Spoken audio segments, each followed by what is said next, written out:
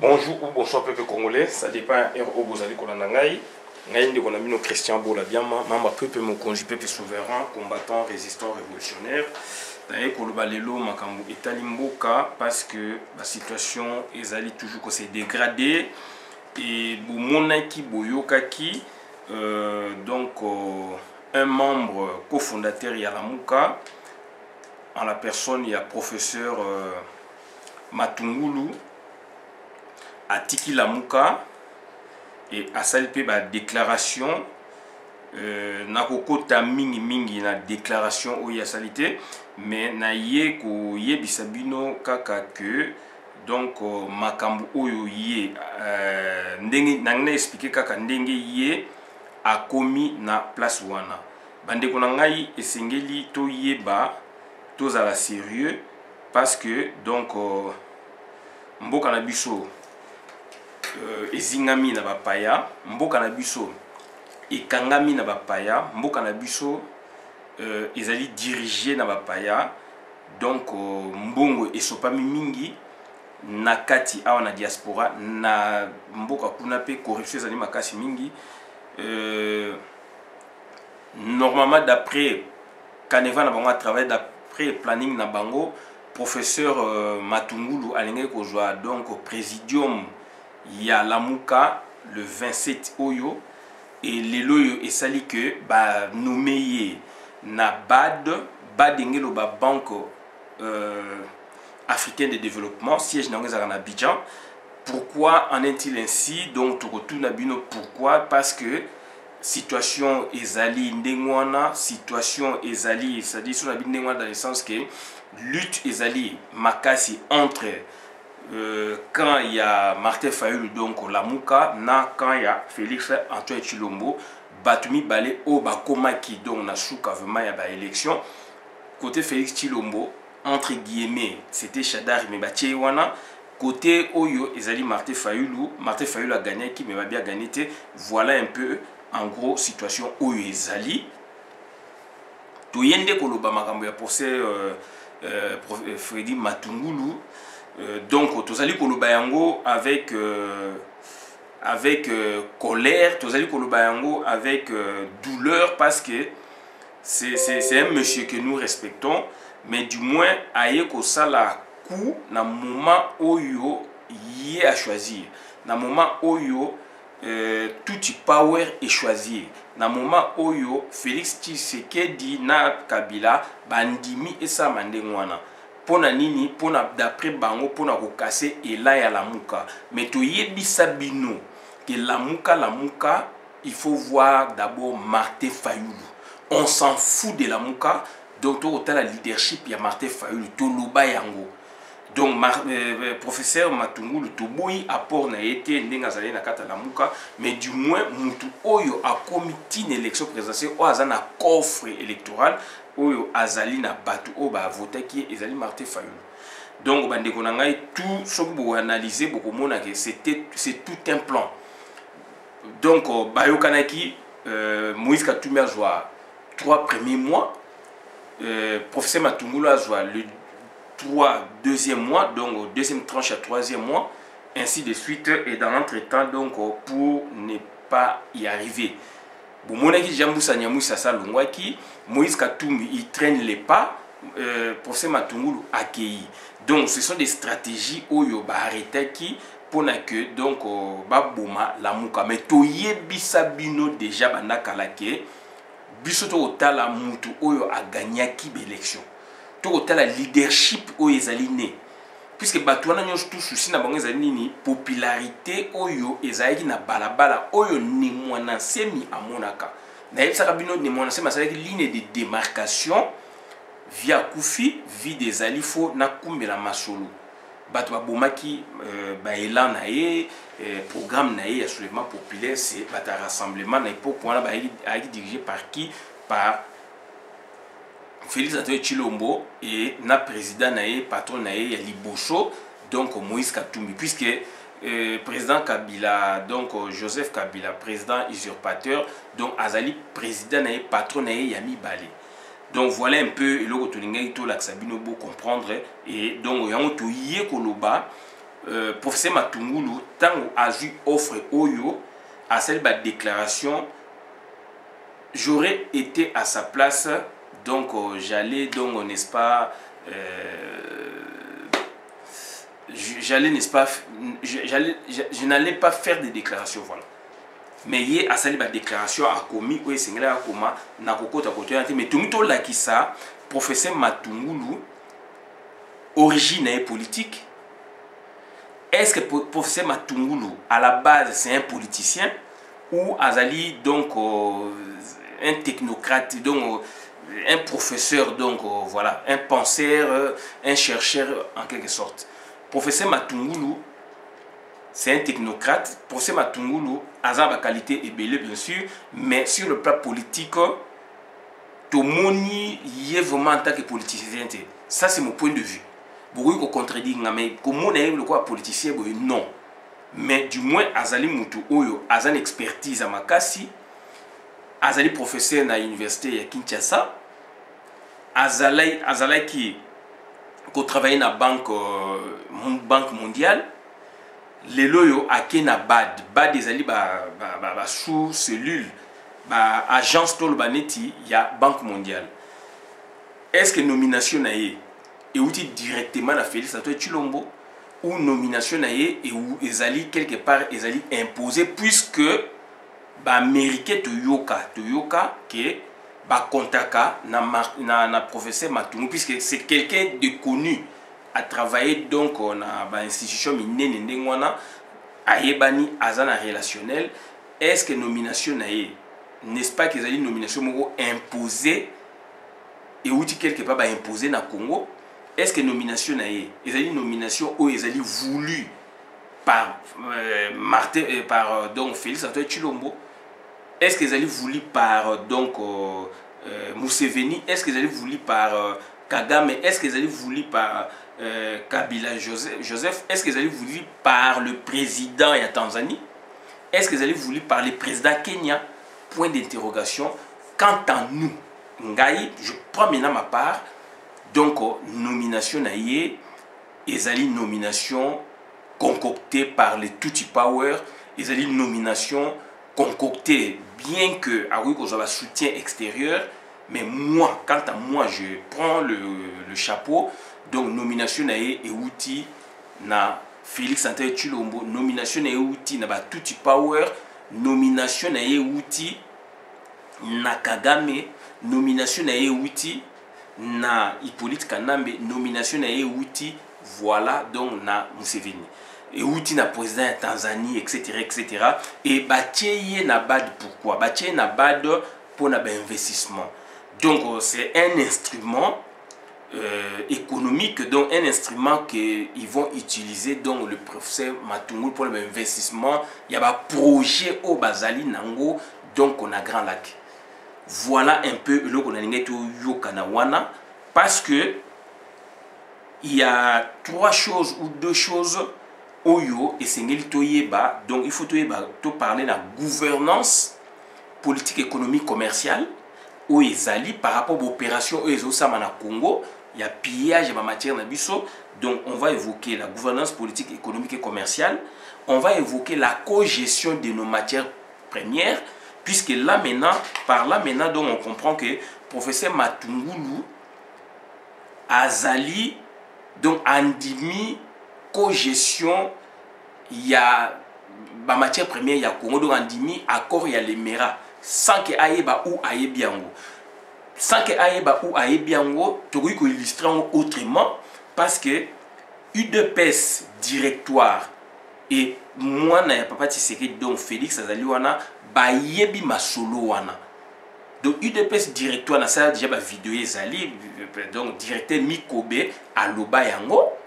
Bravo directeur Mikobe aloba yango. Donc il y a 6 volumes sur beti, donc il y a ba cofondateur il y a UDPS ngana kata na kotsa wana ba émission pour na sabino que UDPS directoire président Kibasa en tête cofondateur, président Tshisekedi en tête, cofondateur, président Liawasa Longwaka, président Mwakem en tête, Kapi Kashabangi, François Lusanga, Charles Dia, Charles Mukoka do ba président wana batu wana basala émission pona koloba ke président wana lusanga mena qui parle bien que président qui basama libana ye bakene na Enterbec babima ki mboka pona bakutana Laurent Désiré Kabila, donc pona ke ba assurer que bakokota il y aura pas bain de sang. Donc ça dit IDPS directoire et ça qui fait vert. IDPS directoire continuation en moi ils IDPS d'office Tshisekedi et IDPS lelo donc Chilombo. Pour ba IDPS ils allaient donc IDPS Tshisekedi lui-même le père et IDPS Chilombo. Donc continuation en moi Yangwana. Donc IDPS en soi bandima qui est donc c'est-à-dire qui est entré, il y a AFDEL sans effusion de sang. Papa qui basa doublement président Union Sacré, président IDPS. Donc François Lusanga Azaliwana Aloba Yango. La vidéo est na directeur Mikobe à la voix d'Isaïe. Donc RTNC Lelo.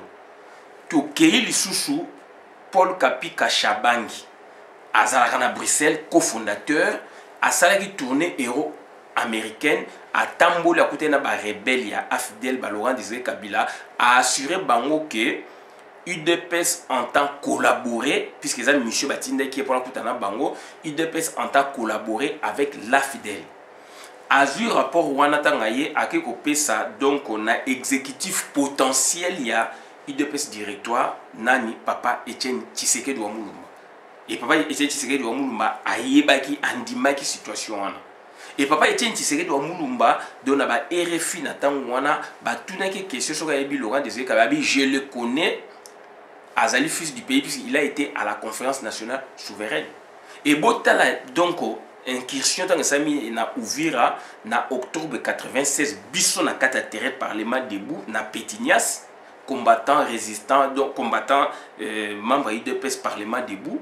Donc babimi na Ouvira na drapeau ya UDPS na drapeau ya Union Sacrée ngai na kata terrain na Pétignas na yebisaki bango ke ba ko coopérer te loko wana ezali lokuta jamais ba ko coopérer ba réhabiliter papa Tshisekedi wa Mulumba premier ministre ya conférence nationale au balongolaki. Donc j'ai être lynché na base na ngai et heureusement donc on se connaît voilà. Donc ça ce sont des parenthèses.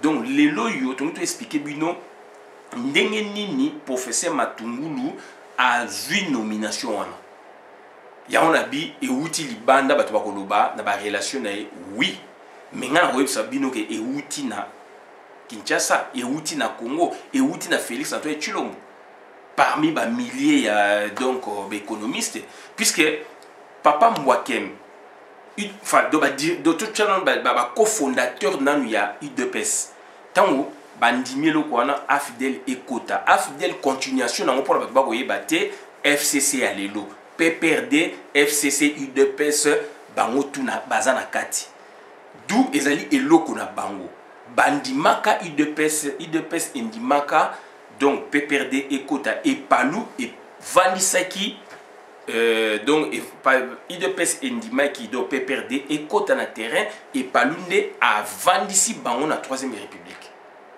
Nde IDPS saliba joua tina ndenge baye ko somba IDPS après to suto loba ba parti wana to muto expliquer bino professeur Matungulu azali beau-frère beau-fils ya cofondateur ya IDPS ou fondateur ya IDPS un des fondateurs IDPS donc en la personne il y a papa Vincent Mbwakem azali beau-fils nae donc professeur Matungulu abala les mwana je pense à Libocho abala donc mwana ya papa Vincent Mbwakem. Ça c'est de un cofondateur ou fondateur IDPS. Deuxièmement, dans le gouvernement il y a directoire il y a IDPS. Deuxième gouvernement je pense premier gouvernement mingmingte mais deuxième gouvernement UDPS directeur ba na kati ya gouvernement wana. Président qui Bassama Liba azaki vice-ministre ya énergie et puis aeko gravi échelon à comme titulaire. Aujourd'hui Paul Kapika Chabangi azaki ministre quelque part. Aujourd'hui ba ministre de ba côté qui papa Tshisekedi azaki na bango à kota azongi aeko déclarer que bato ye na bango bazali ba rwandais senga bango facture pour na ke bazunga na mboka na bango alors que ayebaki azali na kati ya masolo. Voilà un peu ba scénario au ba politicien ba sala biso yango to yeko yebisa bino ke donc papa donc Vincent Mbouakem caution na ye na kati ya gouvernement ya AFDL c'est monsieur le professeur donc Matungulu, puisque le professeur Matungulu a eu koma donc ministre en avril 2011. Avril 2011, donc ministre Matungulu, professeur Matungulu a eu comme ministre. Il a des qualités, mais du moins, moi je ne le sens pas comme politicien. C'est un technographe, c'est un technicien. Donc, il y a pour sauver l'économie où ils allaient en déclin. Donc, il y a des technocrates, il y a des institutions, des organisations internationales, il y a des expertise pour remonter l'économie. D'où il y a des Martin Fayulu, etc. Puis, il y a des poser des questions. Dans le château rouge, le lobby n'a pas posé des questions sur le procès Matungulu, il fallait expliquer, parler. Il y a un autre donc pour ce Matungulu, c'est un grand Ayebi, c'est un grand professeur. Azali professeur d'abord nanou, il y a Vital Kamere, Azali professeur nanou, il y a Matata Mponyo. Matata Mponyo il y a assistant, il y a professeur Matungulu. Vital Kamere il y a assistant professeur Matungulu. Il y a on a vu Makamunaye nomination et outil Nakati. Et puis professeur Matungulu, quand vous les regardez, quand vous les lisez, vous verrez que c'est quelqu'un qui était là dans la plateforme, mais c'est comme s'il n'était pas là. C'est comme si ma commune était intéressé, c'est pas sa place, tout ça, mais il aime la politique. Donc, autant à l'Oumanaya Kende. Mais du moins, écrire pour nous distraire, tu y a un biso te répondre. Tu répondre à tout le monde. Il y a un te répondre, Moutaoko, ça m'a azalité, professeur Matungulu, azali, beau-fils, il y a cofondateur, il y a IDPS. Et remarquez, Félix Antoine Chilombo, donc on a la nomination à 50 membres dans l'ordonnance dans le cabinet.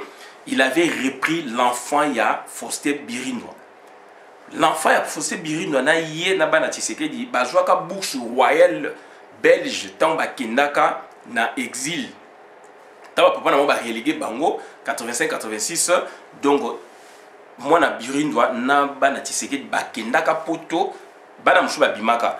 Donc moi na Birindwa mi balé maman na banga mondele italienne bayaka poto na compte à bourse pour ba compter étude na bana Tshisekedi. Malheureusement bana Tshisekedi ba kei ko sala musique ko sala ambiance na ba matonge mais bana ya Birindwa ba zonga na Congo ba ingénieur civil et Tshisekedi azali ko lobela ngo mingi na discussion yena maman Marthe. Puisque maman Martin a toujours moi na Félix ba tchai place à Mubake, c'est ainsi que papa Tshisekedi zo ibisabi moi na yo oh non moi bana so batangi bien te ezali yo boye tout ça bino ngai oui na yi relégué mais bango bazu une des meilleures bourses ba keneki na bana ya Faustin Birindwa bana Faustin Birindwa ba zongi ba ingénieur civil et moi na no salaki ni discussion zo za na kat na bango wana.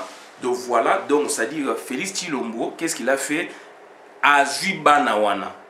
Bana ya Kibasa, puisque Bazali aussi, ba beau-frère, moi na Tshisekedi de Libocho, ya Mobali, abala moi na Libocho ya Kibasa. Moi si Isabelle Azalana Flao, Aza conseiller à Flao na Belgique. Donc Bazali na Katiwana, il a récupéré l'enfant de Kibasa, il a récupéré l'enfant de Kibasa, l'enfant de le beau-fils de papa Mbouakem, donc en l'occurrence le professeur Matungulu, moi na Birindwa a récupéré, il y a ça la politique mais nayo qui a monté. Donc à récupérer donc pour récompenser un peu bana papa ou ba collègue papa naé ou ba travailler na bango voilà. Donc c'est ce que Félix a fait. Ngai na petit chomo on a cadre ba échange na biso déjà. Tant l'amour est créé, tu es bien que vieux Matungulu un jour à Kokendaka, puisque Azana lien makasi na Félix Malaksa Kanguti. Azana lien makasi na cadre ya cordon na ya UDPS. Na cordon na ya UDPS original, UDPS directeur, puisque bango va peser fait vert, batouana ba ya e, batu ya PPRD, UDPS FCC, donc ba tout tu parles ba yebi yango, batu a côté ça bango za UDPS directoire. d'où pérennisation en continuation dans les alliés le Félix Atoé Tshilombo de Batouana yango ba récompenser bango et professeur Matungu Nenga Kekuna puisque Félix a une responsabilité aussi donc on a Union africaine ndenge ba préparer na ba tout power et Félix Boyebi a kené ko signer ba accord na CAE communauté économique des États de l'Afrique de l'Est na dénoncer yango donc nazali parmi batu oyo ali boso ba dénoncer yango tant akei ko banga bezalaka te et puis na loba ke Congo il fait bima pour tous à la bien il faut lobby to bima na Sirgel to bima na Sadek puisque biso tozali zone Afrique centrale mais ba memi biso mingi na zone Afrique australe do Sadek et ça zone na biso te bien que na cadre ya économie donc voilà intégration régionale ou sous-régionale donc il faut la suppression il y a la frontière il y a la douane to boité mais du moins biso wana eza zone na biso te zone na biso ezali communauté économique de l'Afrique centrale et puis tosalaka mpe eloko moko CPGL na Rwanda Burundi na biso ba ex Congo belge en quelque sorte mais mindele bayeba bomi yango na COP o bazali no ba Louis Michel na dénoncer bango ti lelo ba Forest na dénoncer bango ti lelo de groupe wana ba Didier Rennes ba na dénoncer bango ba Bayer mususu donc il y a ba Rwandais il y a ba mindele etc ba américain ba canadien pour na bâtir la bino structure moko au-dessus d'autres structures donc Sirgel comme enveloppe na lobaka yango Sirgel les allez enveloppe so botangi makama Sirgel bokomona objectif à Sirgel ba rôle à Sirgel de Sirgel ils allaient englober toutes les organisations internationales il y a Afrique et surtout donc on a rôle ba Afrique subsaharienne excepté zone Afrique de l'Ouest puisque zone Afrique de l'Ouest basée la mentalité et puis bah c'est réorganisé autrement biso na Congo soki makambe bimi ezali na communauté économique des États de l'Afrique centrale so makambe bimi il faut Sirgel aya likolo donc on est bloqué on est enveloppé tant on attend on a billet bisa yango il faut to bima na Sirgel donc double troïque ça mène à Congo Brazza ça produit quoi rien théâtre distraction pour la mbonge bimakaka pour na batu wana ba représenter ba l'accent na monde qui va travailler alors il y a rien donc Congo et Koufi Congo ba tiango à genoux donc aujourd'hui to koti na CAE au détriment il y a communauté économique des États de l'Afrique centrale au détriment de la CEAC communauté économique des États de l'Afrique centrale tout comme batu ya CAE puisque représentant de l'État aujourd'hui protocolaire a signé yango na deal au bango basala et il comprend pas le monsieur ne comprend pas est-ce que Azali naïf est-ce que Azali na qui inférieur ngana lobaka Azali na qui inférieur na normal et ça question naïveté Azali na qui inférieur à la normale donc à côté biso na CAE et dans l'entretemps la CAE regardez ce qui se passe ce sont les pays qui pillent le Congo. Et qu'est-ce que eux ils ont fait? Bah juste quoi bah minerai na biso de bah juste quoi ni bah créer bah usine à transformation les longs à frontières na biso mais dans leur pays. C'est-à-dire ngelo ba nini nous cessons de les répéter lobby biso to dépendre na bango. C'est-à-dire biloko ezali na biso et bimi liboso zo ke na poto ba nini ba mindele na complicité na bango ba kitisi dongo ya on ba ki dongo donc indépendance économique ba kitisi wana mais biso to comme ko dépendre na ba pays mususu alors il fallait ba tchango na kata Congo tout ça a des avantages makasi côté donc emploi côté donc finance donc économie na biso économie extravertie donc nous avons maintenant une économie donc soit elle est de prédation fondée sur l'extraversion soit elle est donc une économie sui generis fondée sur l'extraversion, sur l'extérieur. Économie est fondée sur l'extérieur. D'où le pays ne peut pas marcher. Puisque tout bazali la voracité impossible.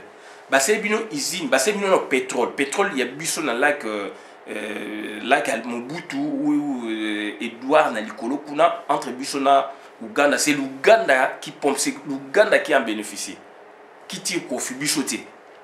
Usine ezali kuna. C'est une usine, il y a transformation, il y a coltan. Wapi na Ouganda, na Rwanda. Rwanda zana coltan. Donc qui en bénéficie, c'est le Rwanda. basali bino usine raffinerie ya or na Rwanda na Uganda. Rwanda na Uganda bazana or te, qui en bénéficie, ce sont les deux pays agresseurs ya Congo. Basali bino usine ya traitement ya traitement ya donc ya traitement ya nino ya cobalt wapi na Tanzanie, puisque Hippolyte Kanambe azali tanzanien d'origine rwandaise. Alors Tanzanie a un cobalt. Quand on traite déjà du cobalt, donc zinc, nini, matière première wana mususu donc ekokenda akuna. Or bazan biloko wana te. Donc biso to comme na économie moko, d'abord premièrement il y a prédation, secondement donc économie extravertie. Au lieu que eza introverti na kati. D'où maintenant il y a des opérations de nabi leki wana. Opération niti ya nini? Opération, c'est-à-dire il y a gouvernance politique, les habiletés, gouvernance économique, les habiletés, commerciale, les habiletés, gouvernance politique, économique, et ça l'a mis sous Joseph Kabila. La gouvernance commerciale, et ça l'a mis actuellement sous donc Hippolyte, sous donc Félix Antoine Tshilombo. N'a pas expliqué bien. Gouvernance d'autres, trois sortes, il y a opération donc oui. Gouvernance, cogestion, donc tout ça, on a deux sortes, donc gouvernance, na cogestion, puisque gouvernance, donc ils allient déjà trois sortes de lobby, gouvernance politique et économique, gouvernance politique, donc Kabila Moutasaliango, donc Kabila à concevoir avec les Tutsi Power, Basaliango, gouvernance politique, c'est-à-dire découpage territorial. Il y a la province de 11 et comme 26 but Izali, la nomination partisane, il y a le gouverneur, donc il y a tout haut, il y a poste Sengeli, il y a le gouverneur, et puis le ministère régalien de l'État, le ministère il y a la fonction donc stratégique, il y a Mboka, baza qu'on nommé Batu haut, Yebi, Balingi, pour passer à Misala, nomination des membres de l'exécutif pour exécuter les plans machiavéliques du Tutsi Power. Exemple, exécuter à Bochab, professeur, il y a droit constitutionnaliste, Mouva Sakanya, professeur des universités, Balingama Benga Bongo, Roubewa, pareil, qui a Beloula autant d'années, plus de 10 ans, ministre et économie, d'où Batouana, Bochab, Mouva, Roubewa, qui a Beloula, ils allaient Batou Oyo, Bache Bango, Bapesi Bango Misolo, Pona Boma Congo. Mi balé bazaba congolais, mi balé musu bazaba rwandais, et mi balé ba congolais ba bomi Congo pour na ba comme na misolo, pour na ba comme ba intouchable, mais ba bosani ke régime à Kasavu Beleka, ba bosani ke régime à Mobutu 32 ans mais ici là qui. Voilà des professeurs des universités naza ko dénoncer bango. Donc ça c'est la gouvernance politique et d'ailleurs il y a un courrier au professeur Bochab Akoma et Bima Azola Nenge a implanté une tribu étrangère dans le donc en l'occurrence tribu Tutsi, donc il y a Rwanda na Congo.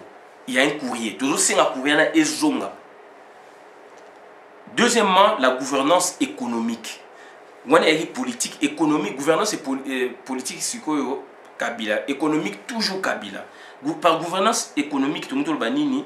C'est-à-dire il y a des provinces où matière première les alliés et que donc bango sikoyo qu'est-ce qu'ils ont fait, ils ont signé des contrats confié en eux dans la société oyo bango moko bazali donc soit na conseil d'administration soit bango bazali comme acteurs principaux.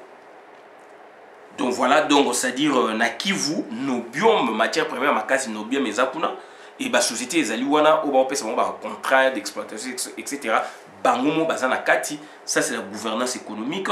Na Équateur boyebi élection na biso Congo ngeza na date nini ngeza le 23 décembre 2018 ba prolonger quand d'une semaine. Tout moni olinga koy, tout moni chibala, tout moni nanga basangani ba aventurier wana basangani pona ko constater pona ba prolonger d'après accord il y a Saint-Sylvestre donc bah prolonger qui alors dans un moment spécifique il y a 10 jours il y a 11 jours wana Hippolyte Kanambe a signé qui donc au contrat autorisation il y a pétrole oyo ezali na parc de la Salonga apesi autorisation na laps de temps wana et exploitation ya pétrole wana donc ese bandi na parc de la Salonga Équateur donc na Chwapa. Donc ça c'est qui donc wana yali Hippolyte Kanambe gouvernance économique toke sikoyo na Mai Ndombe baboy ko ça c'est élection na Yumbi babomi batu nanko parce que nini coltan zinc manganèse charbon uranium nobium tout est là pétrole. Donc ça c'est donc panzaki pona bakanga ba province wana ba tia batu na bango et babomi batu na Yumbi parce que Yumbi donc ils allaient faire partie n'est-ce pas il y a province à Mai Ndombe et que avant dernier conseil des ministres Matata Mponyo alobaki bien donc commission ya énergie ya Congo ba relever donc informer population que ba matière boye o ezaka nyonso na Kivu ezaka nyonso na Katanga na Mbujimai ezali donc na lac Mai Ndombe donc enfin na district ya Mai Ndombe le comme province dont fait partie Yumbi et na Yumbi babi coltan ya kosakanate de yango ba seba massacre et Tanganyika cobalt zinc tout ça ezali kuna yango monde ba tchenani Zoé Kanambe pona babimisa biloko na nzela wana en face na ngeza mboka o bango bakola donc wapi ezali Tanzanie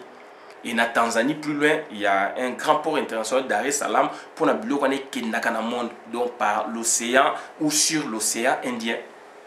Donc bandeko nanga na ba Congo na parle même pas richesse nyonso ezali na Katanga ba Congo azanango plus le pétrole.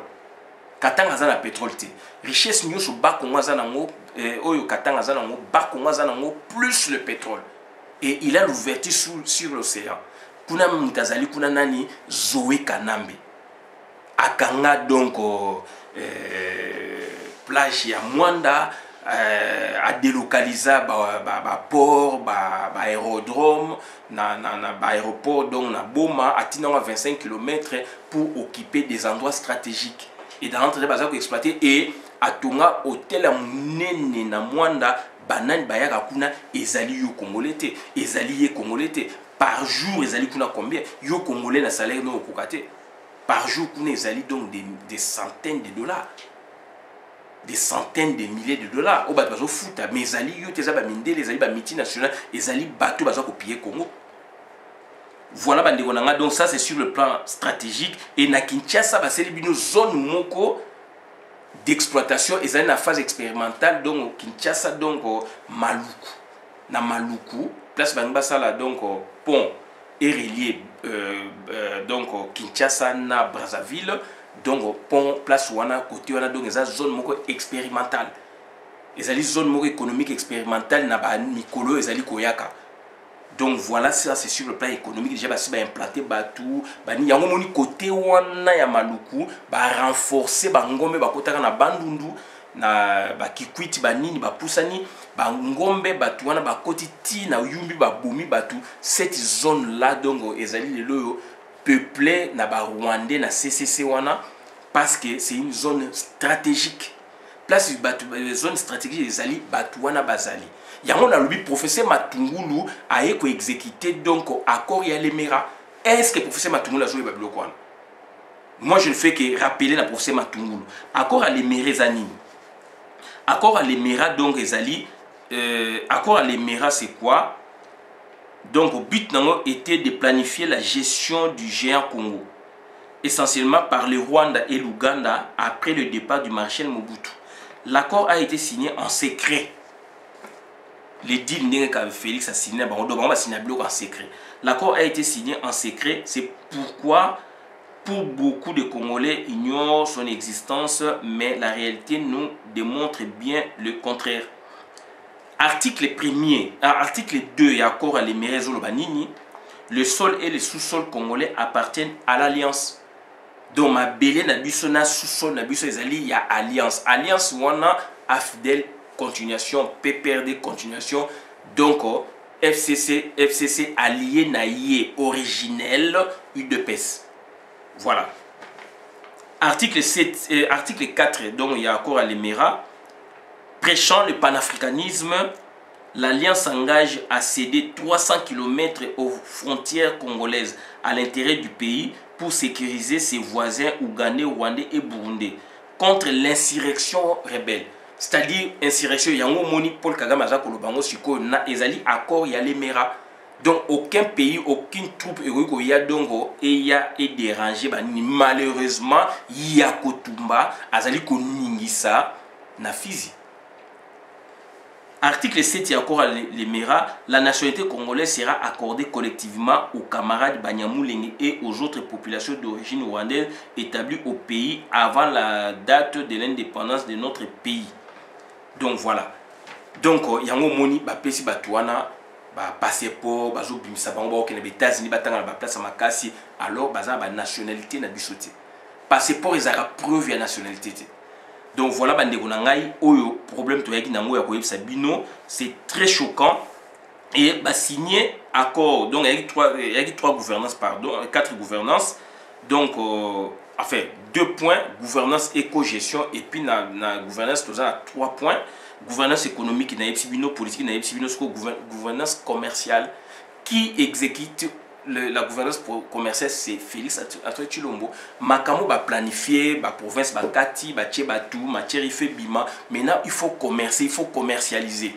C'est l'exécutant, c'est qui? C'est Félix Antoine Tshilombo. Taza ko sala exécution nango. Yango moni place on ande, il faut un expert à la matière, bazuna professeur donc Matungulu. C'est un grand professeur que je respecte, mais il faut tout le baron politiquement puisque mbo réseau qui n'est bien té. Et dans notre état, ça va déclaration donc juillet na cadre pour commercer. Pour nous commercer, ce qu'on va multinational bazali wana so yé ba tie na bad kuna na responsabilité ya rejoindre pour na ba crédit pour na financement bani et salama. Donc voilà. Donc c'est à dire pour donc contrat commercial de suppression pour ne salama bien officialisation menée à pillage en quelque sorte. Contrat donc gouvernance commerciale des aniti en quelque sorte officialisation à pillage, d'où suppression des fraudes, donc suppression des douanes, suppression des frontières entre les pays de la CAE, communauté économique de l'Afrique de l'Est.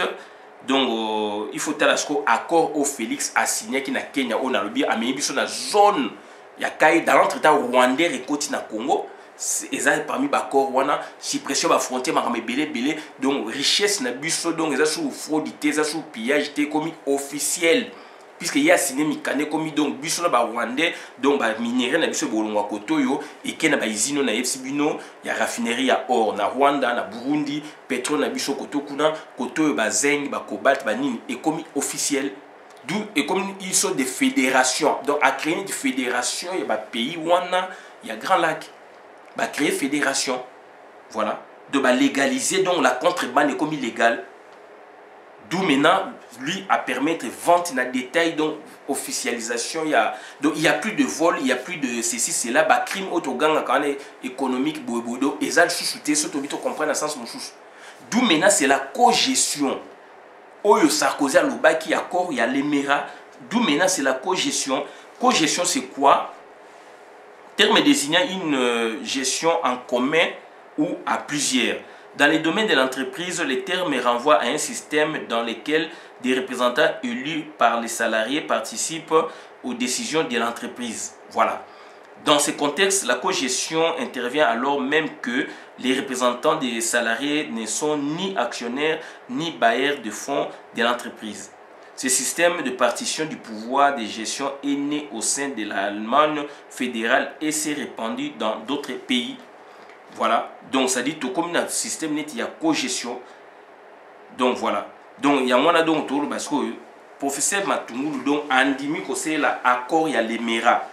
Donc andimi ko c'est la accord à l'Emera puisque hier donc yes comme à exécuter puisque il y a ça na 4 il y a expert hier travailler pour na Congo puisque bah Kagame bah il a besoin il y a un Congolais à Zalawana et Félix Azali quelque part en Afrique bah tu es moi responsabilité qu'on a d'où maintenant il faut se choisir mutumo à na BAD na banque donc africaine de développement Azali donc bah souche à banque mondiale bah financement ce que il y a qu'on travaille pour na Congo mais pour na Congo Afrique centrale il y a bisoté à autres travailler pour le Congo entre guillemets mais pour faciliter le développement ou l'intégration sous-régionale il y a CAE Ça c'est professeur Matungulu rôle ba pesi yango ayebi yango akosela yango. Voilà. Donc ezali mawa mingi bande konanga ezali mawa mingi co-gestion des matières premières entre le Rwanda, l'Ouganda et la Tanzanie. Donc la BAD, donc c'est quoi? La BAD et ses partenaires ont souligné l'importance pour la prospérité de l'Afrique, de l'intégration régionale, des projets visant à le renforcer dans le commerce, les transports et la bancarisation. Donc voilà, les alliés qui ont projet monko donc on est intégrateur et Afrique, il faut que bon ça va route, il faut que bon ça va commerce, va frontière, il faut va transaction ça là bani bani d'où si ko ba entreprise publique de l'État, ba entreprise mixte au l'État tchembongo et puis ba privé ba tchembongo ou bien ba entreprise privée donc ba acteur privé ba ko yana misolo pona donc ba investir. D'où maintenant professeur donc Matungulu yé m'a péché mission pour le Congo, mais du moins il est la bouche ya Kaye. Azali bouché à Kagame. Donc il est venu faciliter comme Félix a facilité. Ndenge procès Matungulu peut a facilité. Bataille sur la pona. Kaye zone où on a baisi on est tourné bien ba misoleya soit disant en compte à Congo puisque lui il est congolais. Il a commis pièce à conviction à Bad, mais il travaille pour le compte des autres. Donc il y a Ndoki à Congo. Voilà. Donc Félix donc BAD favorise le développement du secteur financier et l'accès du secteur privé au financement en Afrique, essentiellement par le renforcement des institutions financières et des institutions de réglementation et de supervision. Rôle à BAD des années est de promouvoir le développement et la croissance économique, de réduire la pauvreté en Afrique. Bako réduire la pauvreté en Afrique, si ko batindi ba minerai na biso déjà tala. Ya on a dit donc gouvernance économique, politique et salami déjà implanté, comme ce la phase, il y a exécution, il y a transformation, il y a démarrage à usine et aussi il y a moyens financiers. D'où c'est Félix maintenant pour le compte du Congo à professeur Moutou et professeur Matungulu et maintenant le professeur Matungulu a reçu la moussala à Félix mais il y a Congo n'a vu à Félix pour le développement de cette zone Kaye où il y a outil qu'on signé bako. Alors Afrique centrale vraiment il y a biso et Koufi développement qu'on a la côté on a Makasi biso tous allez dépourvu dans l'entretien par l'ingaba j'étais pont entre Malukuna Nini mais et rejoint moi retard bah financement à niveau il y a cœur il y a Congo et rejoint moi retard mingi donc certaines clés c'est quoi intégration régionale qui passe par l'abolition des frontières et l'amélioration et l'abolition des frontières et l'amélioration et la construction des voies de communication, l'interconnexion des réseaux routiers, tout le Bakiango. Et si pour l'Afrique centrale, qu'est-ce que nous allons attendre? Qu'est-ce que nous allons attendre de toutes ces manœuvres? L'Afrique centrale qui dispose aujourd'hui d'un énorme potentiel en matière de ressources naturelles et humaines, est en retard par rapport à l'ensemble du continent africain en termes d'intégration. Le volume du commerce intra-régional est faible. Donc, voilà la situation. Le professeur Matungulu a accueilli pour servir le Tutsi Power. Je me répète, professeur Matungulu a accueilli pour servir le Tutsi Power. C'est quelqu'un de très intelligent. Mais il est allé là-bas pour servir les Tutsi Power. Ça c'est professeur Matungulu. Toza koye bisabino po boyeba. Yango to expliquer donc donc il a accepté l'accord de l'Émirat. Pour na batu wana ba travailler sur base d'accord ya l'Émirat. Accord à l'Émirat zo c'est nga co-gestion. Co-gestion ya mwana sikoyo décor ezali planté et comme il faut fonctionnement ba machine wana ba usine ni fait travailler. Ils ont un misolo, ils ont un financement. Donc il faut un expert à la matière. Oyo akondima asela batouana misala et c'est votre professeur Matungulu. Membre à la Mouka. Dans l'entretemps sur le plan politique, donc la Mouka, Moïse Katumbi a sali ba bêtise, a memi biso na ba idéologie oyaye. Si vous professeur Matungulu, au lieu de relais maintenant, donc il n'est pas là. Donc ça dit c'est un vide ba créer yango nanko. Yango nazo koyebisa batu oyo bazali vraiment pour un changement, batu oyo bazali vraiment pour na lamuka, batu oyo bazali pour na Martin Fayulu o bazali ko revendiquer Victoire Martin Fayulu, vous avez plus de 70% ba congolais. Nazo ko senga soko zali na ndeko azali Taliban, azali Maliban. Donc baza bandeko na biso net le fait qu'on se comprend pas, bandeko nanga il faut les éviter. Ngai na koma ko éviter bango, ce sont des frères, ce sont des sœurs, alors que tous ont la même philosophie politique. Qu'est-ce que moi je fais? Je les évite pour qu'il n'y ait pas de tension, puisque baboye sabino ah mutuba longwe pona donc c'est la nani article baokum ça Fati, alors Fati ce n'est un rien. Donc azali loko monté na mutu et puis Fati azali donc azali a été kimbo kasu davantage. Mais bango baza komona te bandeko o to benga batali baba maliba. Donc bandeko wana sikoyo ba ko tia yo ba discussion ba ni yango na yebisa ka bino na ba video e bandeli obali mwasi na yo azali ekolo songolo obali mobali na azali ekolo pakala pona maka politique bobo mama bala na bino te, puisque politique ezali bandeko na ngeza buzoba biso to message na biloko. Ça fait aujourd'hui plus de 30 ans. Ba sekusho to message na ngo bangunza ba kei bozoyi ko s'attendre te nguza ki na kei papa il est salé sangsa bango azongi après a kei ba birunda ba kenda to on a vu ba mungulia, on a vu déjà défiler et ba sekusho wana ba ndeko na ngai.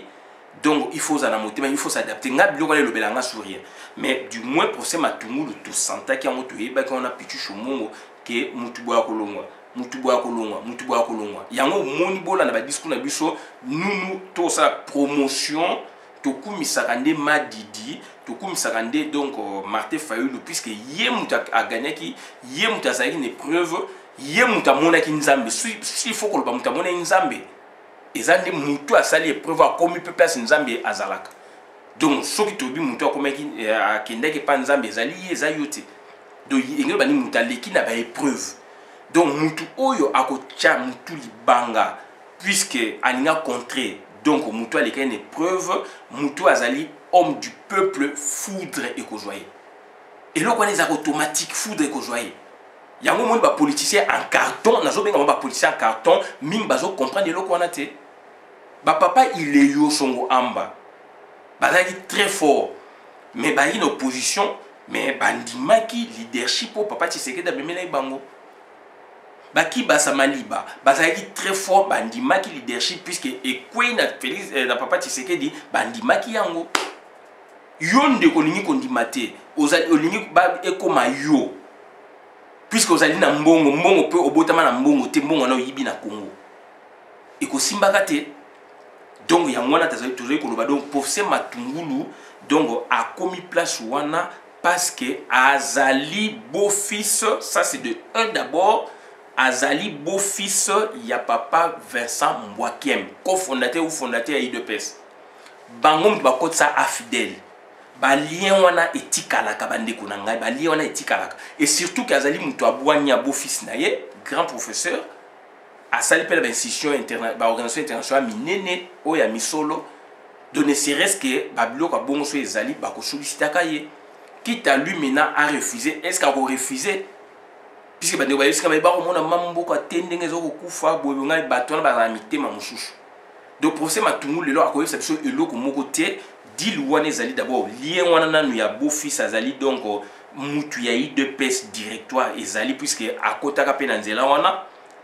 Après siko ayeko sala sale boulot côté finance et dans l'entretemps gouvernance mususu ezali donc et Yamabe Oyoke Félix Tshilombo a signé gouvernance militaire na Paul Kagame.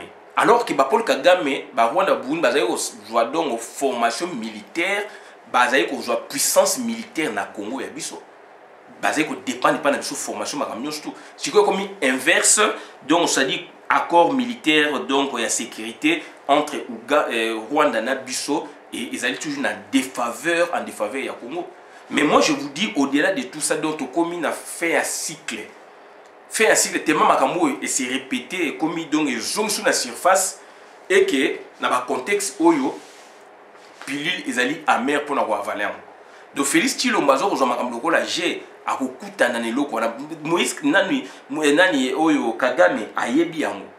Donc bandeko nanga voilà oyo makambo na ngai ko yebisa bino, il y a 3 gouvernances économie politique na militaire na expliqué et puis co-gestion oyo Sarkozy lobaka to gangaka yango emonani ezo senga sko mbongo financement et il y a puisque ba acteur privé ba koti ba société ezali ko ya pour aller travailler, il faut ba misolo ba travailler et ezo senga sko il fait bima na bad ezali circuit ça la Banque mondiale et ba ko tiela bino nani professeur Matungulu a ko exécuter ba plan d'intégration ya côté wana pour na zone wana ezala développer puisqu'il n'a rien à dire ba tie wana pour na a exécuter a comme pièce de conviction congolais ba tie na bad mais azali ko c'est là pour les autres. Donc eloko na ngenda yebisa bino ya mwana. Donc voilà bandeko na ngai oto ya koloba ya mwana. Donc il y a 2 organisations sous-régionales qui s'affrontent. Kaye oyo Félix amemi biso kuna, alors ba mema biso déjà na SADC, toujours na AFDEL, Afrique australe, le autre comme en Afrique de l'Est, puisque puissance est comme ce qu'on Afrique de l'Est, ba memi biso kuna, Afrique australe sikoyo puissance est diminuée. Dans notre temps, Afrique centrale où il y a biso, donc eloko ezalité. Et pour la tout émerger, c'est difficile pour les bino na likolo Sirgel. So boujo be salami Sirgel a koya, batu wana tout ba président wana tout ba koya. Donc sous le haut patronage, il y a Mindele, sous les guides de Mindele na CC, il y a ONU, il y a États-Unis, il y a Belgique, pour que Congo ezala à genoux. Et Congo ezali njoku oba ba bouki makolo, donc il faut que batte le misère pour na atambola. On a également le on a suivi un bon la vidéo madame la compte de la communauté ngai Christian Bola bien membre pepe mokozo pepe souverain na abi. Merci.